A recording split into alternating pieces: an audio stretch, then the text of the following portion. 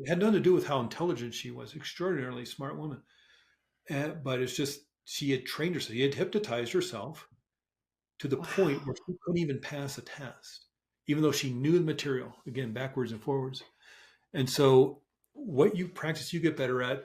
Yeah. And it doesn't matter whether the threat is real or imagined, or whether you're, you know, imagining success or failure. It's your body and mind thinks it's happening now. So even if you're like you're trying to fall asleep, a lot of people sometimes when they're really stressed and anxious, they can't fall asleep, or they'll wake up after a couple of hours. And it's because as you're falling asleep, we have a tendency to ruminate Yeah. about Yeah. life. Yeah. More likely something somebody's fearing in the future, maybe having to give that speech at the big conference in a couple of months, or maybe remembering something that was fearful or traumatic, whether it happened Hmm. last month or 50 years ago. And it's your mind trying to come up with scenarios to protect you.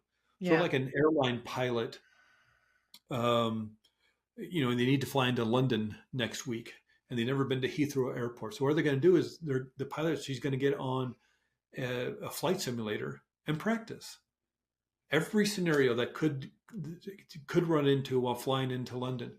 And so, what if there's turbulence, bad turbulence over the Atlantic? What if they switch runways Hmm. on the last minute? What if it's raining? What if it's in the dark?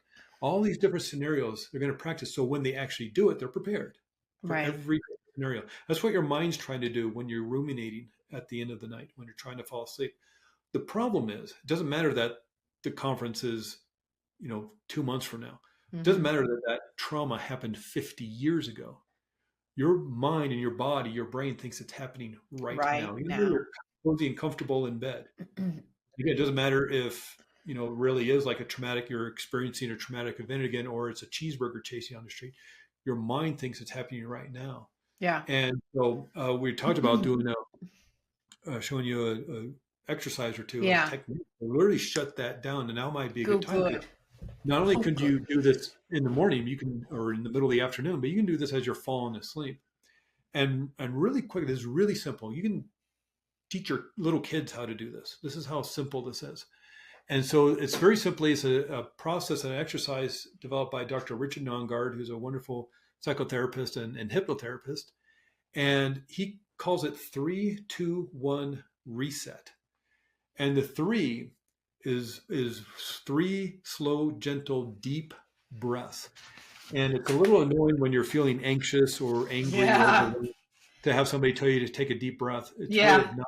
But that is literally the best thing you can do, because what that does is resets your nervous system. And I'm talking about Hmm. the big belly breaths Yeah. into your abdomen, because uh, when we're stressed, we just breathe into the top part of our lungs. Hmm. And you've seen a lung in a picture or drawing. It's like narrow on the top and wider on the bottom.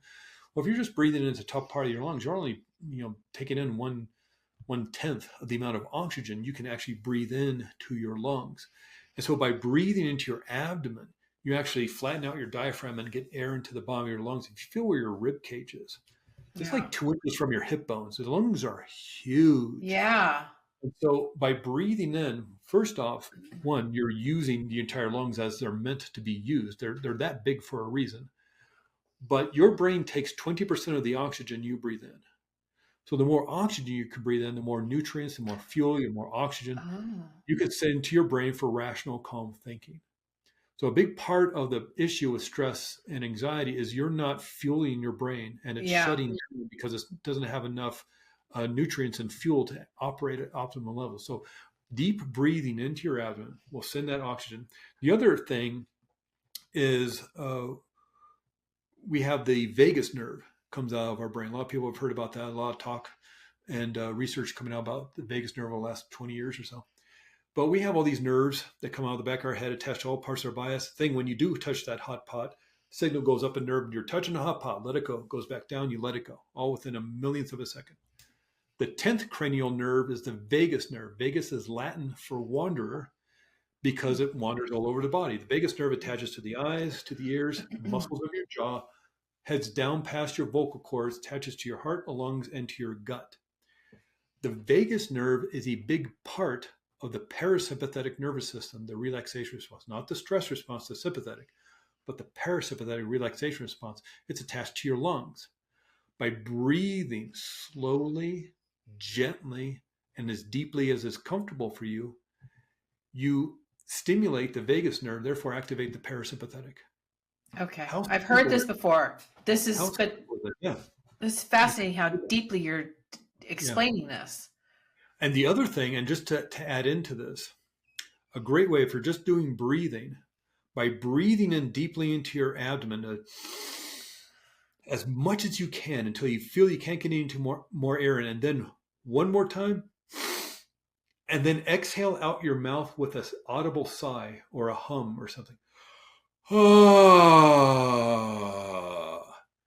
One that feels awesome, Mm-hmm. but the vagus nerve goes past the vocal cords. As you vibrate the vocal cords, you stimulate the vagus nerve, Mm-hmm. therefore activate the parasympathetic. So you're doubling the activation of your parasympathetic by humming or singing. It's Yeah, like I singing. heard humming. I've heard humming and Or, singing.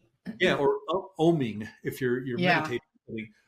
So if you're at a stoplight and you're feeling stressed or something, sing, or I guess you could sing while you're driving. So 3, 2, 1, reset. 3, slow deep breaths in, exhaling out your mouth if it's appropriate and safe for you to do so. Hum or loudly sigh out. Then the 2 is what we're going to do is create bilateral stimulation. Now, when somebody's afraid, when somebody's panicked, when somebody is anxious, they're lighting up a part of the right side of the brain. Right? So the brain only has so much blood supply, oxygen, nutrients, fuel, energy. And so to light up this part of the brain, to feel that panic, to put you in that stress response, it has to vacuum it away, absorb it from these other parts of the brain. Right. The other parts of these brain go dark and quiet. And so you're just anxious and afraid and fearful. So how do you undo that? Well, by forcing your body to move. And I don't mean force, but just move your body. So here's my little squeezy stress ball. And for the listeners, all I'm going to do is outstretch my arms into a T, like a cross. And then I'm going to pass this little squeezy ball from hand to hand in front of me. So I'm going to cross center points, basically the sternum. Right side of the brain controls the left side of the body. Left side of the brain controls the right side of the body. So by moving, I start operating in different parts of my brain. I need oxygen. I need fuel. I need a blood supply in order to do that. Where is it coming from? It's going to pull it away from that anxiety and that stress so I can start lighting up these other parts of the brain. Just moving your body, passing this ball in front, and whatever it is, a pen, you can do it with a pen. I wouldn't do it with your phone or a glass or with a mug or anything. You don't want to pass anything that you might accidentally drop and break. But Yeah. just just clap your hands in front of you. I don't know. But people may remember maybe back in high school, or maybe they've been at a meeting recently where they saw somebody drumming on their knees. Yeah. They're not hyper, they're not ADHD, they're not bored, they're nervous. And they're Yeah. self-stimulating themselves by doing bilateral stimulation. That left, right, left, right, left, right on their knees is bilateral stimulation. They're calming themselves down. They may just not know they're doing it. Walking, left foot, right foot, left foot, right foot. That's bilateral stimulation. That's why I think, personally, every talk therapy session should be done walking. Whether Oh. you're out in a park or, I don't know, you got two treadmills next to you or something. But especially guys don't need to look eye to eye and sit and talk about their feelings. No, they need to be out walking. And so, anyway, there's that left foot, right foot. That's why they think that EDMR, that eye movement. Yeah, I've done it. Think that's why that works so well. Yeah. You're moving the eyes around. It's bilateral stimulation. Yep. Moving the other way. Now moving the other way. It's bilateral stimulation. So you're calming the brain down and your nervous system down while you're dealing with the traumatic event. Right. So 3, 2, 1, reset. 3 slow, gentle breaths in, humming if it's appropriate. On the exhale out. 2, we're going to create bilateral stimulation, but what we're going to do is grab our shoulders. And so by grabbing our shoulders, you can squeeze your shoulder to give yourself a big hug, or do the havening technique. And the havening technique is just one aspect of it, is rubbing your hands back and forth, up and down your shoulders. Now, you're doing this, you notice that this is nurturing, healing touch. This is a hug. And even though you're giving it to yourself, you're now changing your brain chemistry. If you were anxious and afraid and fearful, you had the hormones of adrenaline and cortisol being produced in your brain.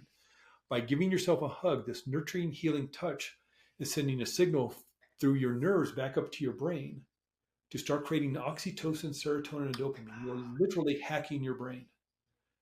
And we're going to supersize this by thinking of somebody to give a hug to. Here's that your mind can't tell the difference between what's real and what's imagined. So while Yeah. the body is literally physically feeling this hug, even though you're giving it to yourself, and creating oxytocin, serotonin, and dopamine, the feel-good chemicals and feel-good neuropeptides in your brain, we're now going to light up the visual part of the brain and think of somebody you want to give a hug to. And it could be somebody in your life today, be a good friend, maybe a family member, a child, grandchild. It could be a pet, a dog, a cat, or maybe you kind of align yourself with a power animal, the lion or the eagle or the bear, the wolf or whatever. It could be somebody who's no longer with us. Your grandmother, your grandfather, maybe somebody you've never met before. Mother Teresa, Gandhi, Joan of Arc. Doesn't matter because your mind can't tell the difference between imagining hugging Mother Teresa or not.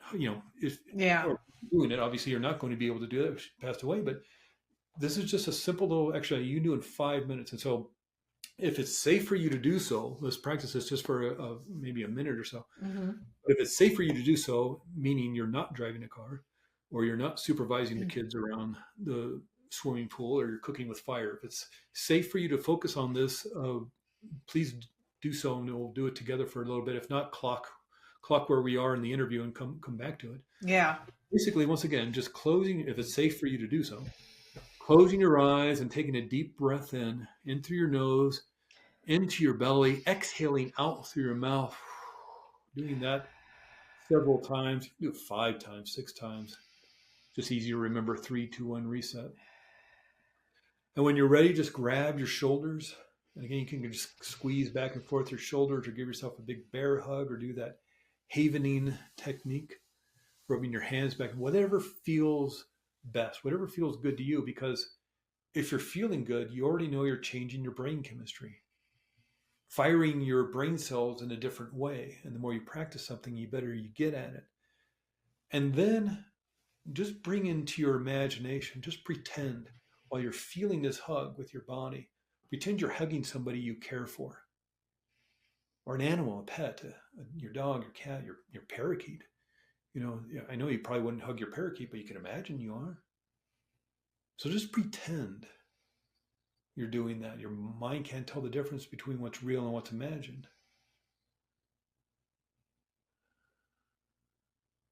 And just really quickly, we're going to move into another exercise. So again, if it's safe for you to just do so, keep your eyes closed. And if you'd like, you can put your hands back on your lap or on the arm of the chair, wherever you may be. But I want to focus on your heart. We're going to move into an exercise called heart coherence, developed by an institute called HeartMath. Because about 35 years ago, they discovered that there's 40,000 neurons in the heart, something like 10 trillion neurons in the brain. Okay, maybe that's not, maybe like 100 billion neurons in the brain, 1 million neurons in the gut, but there's 40,000 in the heart. And by doing this next exercise, just for a few minutes, 5, 6 minutes, not only puts you in a more resilient, more resourceful state of mind and body, it lowers your blood pressure and turns on 1,300 different processes to boost your immune system. Oh. Because it's turning off the stress response and all that energy goes back to your immune system. It turns up the volume on your immune system. So if you'd like, you can put your hand on your heart, because where you feel touch, your attention goes, if that's comfortable for you. And just pretend by you're breathing in and out of your heart. And if you're a visual person, maybe you see your heart beating in your chest. Maybe it looks like a regular heart, anatomically correct heart, or maybe it looks more like a Valentine's Day heart, or maybe if you're an auditory person, you hear your heart beating. Or if you're a kinesthetic person, maybe you feel your heart beating in your chest. Feel the blood gently and smoothly moving throughout your body, bringing health and energy to all the places your blood nourishes. And with your imagination, bring in the feeling state of caring and compassion, whatever that means to you. that's a color, what color is caring and compassion? Or is it more like an energy or a frequency, an energy wave? Or is it more of a sensation, a feeling, an emotion? Whatever the experience of caring and compassion, breathe it into your heart, and with every exhale, empower it and make it grow stronger. And notice that energy, that color expanding so it forms this kind of energy field around your heart. And imagine out in front of you, once again, is somebody you care for, somebody you love, maybe a pet, a dog, a cat, somebody who's no longer with us, or maybe somebody you've never even met before but inspires you. Experience that person out in front of you, and from your heart, send them that caring and compassion. If that's a color, send them that color. If that's an energy or frequency or energy wave or a feeling or a sensation, just send it to them. Like from your heart, from your overflow, just send them all that caring and compassion, sort of like you're wrapped in a big cozy blanket of this beautiful, amazing feeling of caring and compassion. Sort of like from the top of their head to their tips of their toes are in this warm, friendly cocoon of this amazing feeling. And it lights them up. Notice it merging into the very cells of their body. So they're lit up from the inside as well as the outside with caring and compassion from your heart. And then on top of that, using this foundation of caring and compassion, start bringing in things you're grateful about. Just listing one after the other. And it could be, maybe more of the smaller things, if you will, like a comfortable pair of shoes or a comfortable jacket, or maybe lunch you had with a friend, or maybe a big trip you took, a vacation you took, a piece of advice someone gave you, a book recommendation. Just start listing off all the things that come to mind that you're so grateful, so appreciative about, one after the other.